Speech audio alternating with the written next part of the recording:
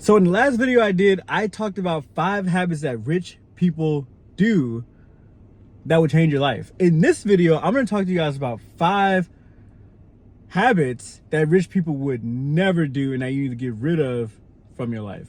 Let's jump straight into the video. Number 1, ignoring where their money goes.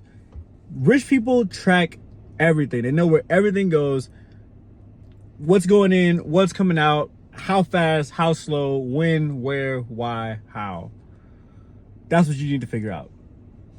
And then what's left over, right? Letting money just flow without knowing where it's going is financial suicide. Because what's happening is that you just got drafts coming out, you got automatic payments here, you got automatic stuff going there.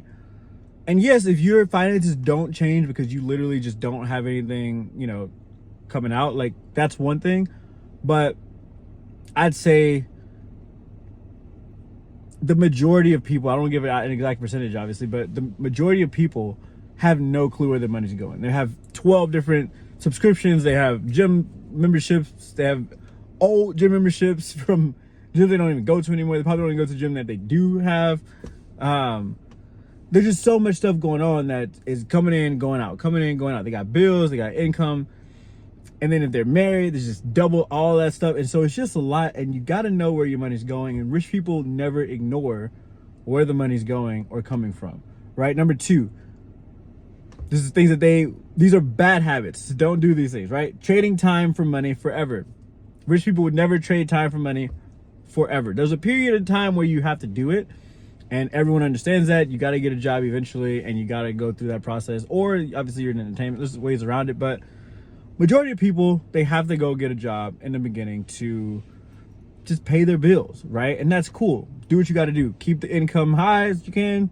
Keep the expenses low as you can. Live in the middle, right? They may start this way, but they quickly shift to income that works without them.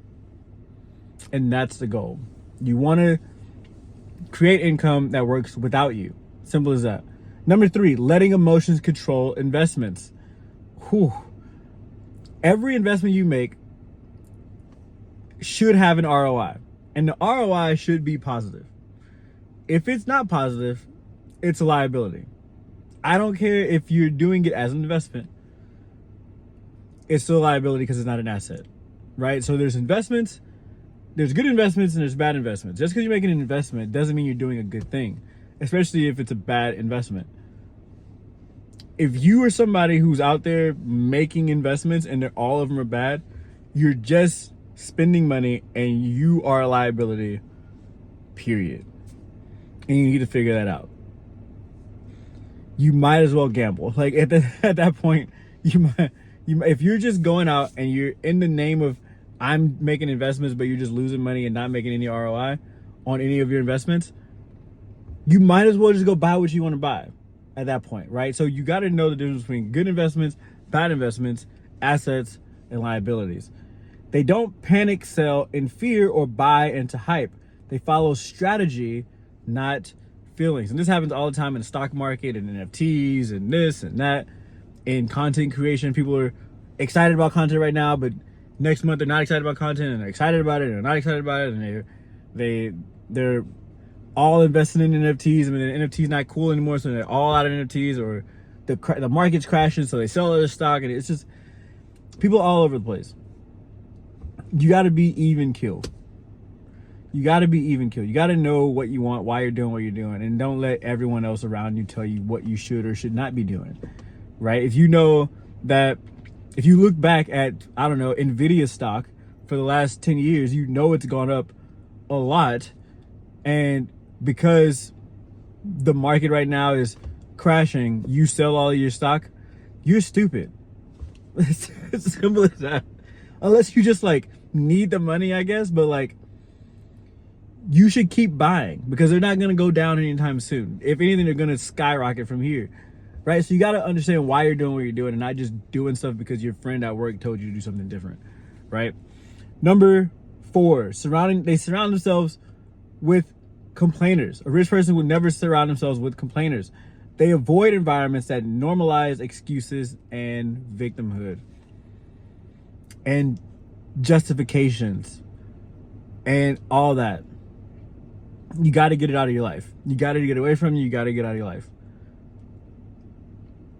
You got to get to a point where discipline becomes more important than emotions and feelings.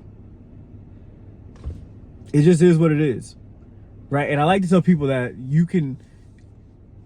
the best way to do that is through fitness, through working out, because it's the first thing that you see, that you directly see the habits that you are creating manifest on you yourself.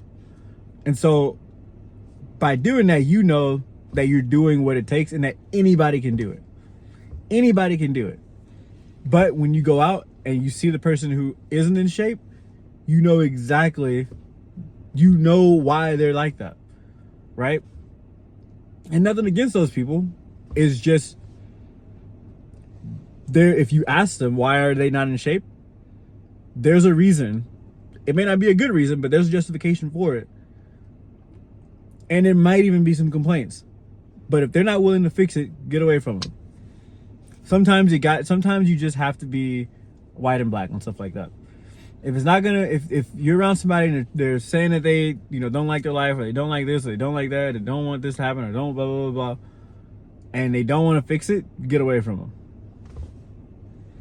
Sometimes you gotta be hard. Sometimes that's the best thing for people like that, because people want attention for their life, whether that's bad or good sometimes, right? And so by not giving that attention and just saying, separating, hopefully that does something positive for them and they see that they're just complaining and they fix it, right? But last but not least, for the last one, I actually accidentally scrolled all the way up, but last but not least, spending to impress is probably one of the worst habits on this list, in my opinion. They don't waste cash trying to prove they're rich. Most people just want to look rich.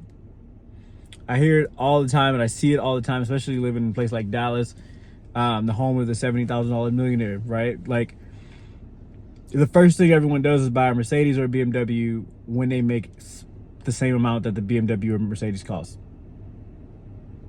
Happens all the time. I see it on a daily basis. I am not sitting in a Mercedes or a BMW or anything like that. It's a nice car, but for what? What's and then so you can just say that you have it. Like, at the end of the day, you're not driving the outside of the car. You know what I mean? Like, same thing with homes. Like, buy what you need. You don't have to go overboard. Again, going overboard isn't bad, but doing it's all about the intent, right? A lot of people, especially in the world nowadays, everything's based on status.